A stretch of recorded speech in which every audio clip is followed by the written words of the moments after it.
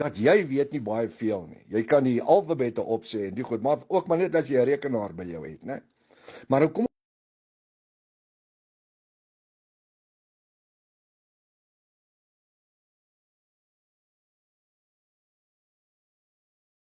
so, waar kom jou Hebreëse kennis vandaan? Want jy's mos nou die kenner, né?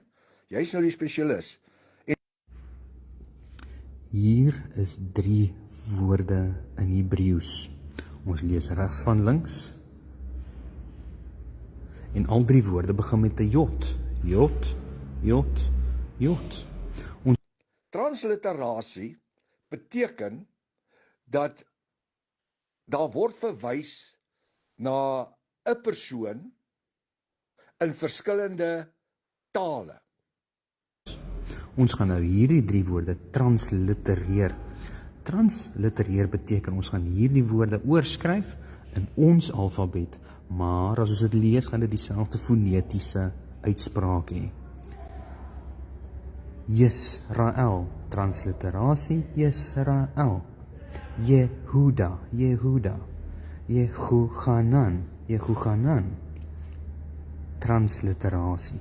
As by transliterasie kom, jy sien, ek is 'n professor en ek het nie my grade gekoop by Checkers op 'n special nie. As ons hierdie vertaal, wat iets anderste is, gaan jy iets anderste kry.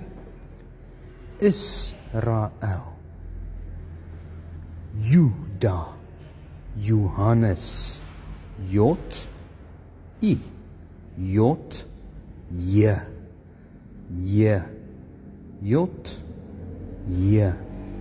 In Hebreëus. Ek is nie 'n spesialis in Hebreëus nie. Ek weet genoeg, ek het genoeg myself geleer met die Restoration of the Original Sacred Name Bible. En voor dit natuurlik ook om myself te kan help, om te weet dat jy weet nie baie dis die goed wat jy eintlik by jou universiteit moet leer mos nou, waar jy is. Maar hulle leer julle nie die goed nie. Julle kom nie by dit uit nie. So vra vir daai prof wat jou geleer het oor transliterasie, hy moet jou skoolgeld teruggee, want hy weet nie waarvan hy praat nie. Transliterasie kan nie plaasvind. Dankie my prof dat jy vir my bid. Ek is regtig lief vir jou. En ons moet nooit dink dat ons gearrive het, dat ons alles weet nie. Ons moet altyd teachable bly en humble bly.